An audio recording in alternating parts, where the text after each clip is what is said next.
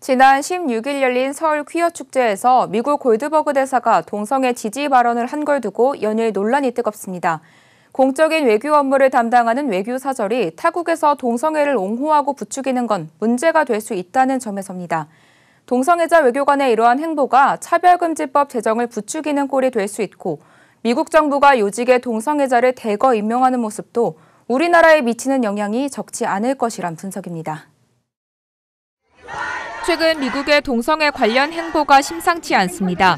바이든 정부는 취임 이후 동성애자 등을 위한 정책을 시행하겠다고 공언하며 역사상 처음으로 동성애자 장관과 차관보를 임명하는 등 파격 행보를 이어오고 있습니다. 지난달에는 동성애자 청소년의 전환치료 지원을 금지하는 행정명령을 발표해 교계의 우려를 낳기도 했습니다.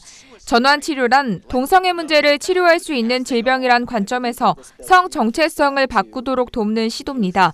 교계는 미 정부가 전환치료를 인권 보호라는 프레임을 씌워 문제라 인식시키고 청소년들이 탈동성애를 할 수 있는 길을 막고 있다고 지적했습니다. 문제는 미국의 친동성애 관련 행보가 한국까지 영향을 미치고 있다는 점입니다. 지난 16일 서울 퀴어 축제에서 필립 골드버그 신임 주한 미국 대사는 연단에서 동성애자 차별을 반대한다는 입장을 밝혔습니다. 그는 미국의 헌신이라는 말까지 꺼내며 동성애에 대한 지지 발언을 서슴지 않았습니다. To express the strong commitment of the United States to ending discrimination wherever it occurs and to ensuring that everyone is treated with respect and humanity.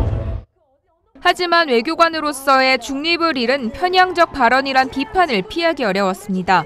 한 국가의 대사로서 대한민국의 국민 정서나 도덕적 기준을 존중하지 않고 자신의 성적 취향으로 지지 발언을 한 건 적절하지 않다는 겁니다. 한국을 향한 미국의 공식 입장을 대변하는 것이 맞냐는 지적도 나왔습니다. 우리나라는 동성결혼이 합법화된 국가도 아니고 차별금지법, 평등법이 통과된 나라가 아님에도 불구하고 외교의 결례고 상호주의 어긋나는 거고. 골드버그 대사의 퀴어 축제 지지 발언이 대한민국을 향해 차별금지법 제정을 촉구하는 강압으로 판단된다는 우려의 목소리도 커지고 있습니다. 공개석상에서 미국 대사를 비롯한 여러 나라 대사들이 퀴어 축제를 옹호하는 지지 발언을 했다는 것 자체가 차별금지법 제정을 부추기는 꼴이 됐다는 겁니다. 한국교회의 시급한 해결 과제로 남은 차별금지법. 한 번 통과된 법은 되돌리기 어려운 만큼 시류에 휘말려 법안 처리가 이루어지지 않도록 잘 감시하고 지켜봐야겠습니다. 구티비 뉴스 하나은입니다.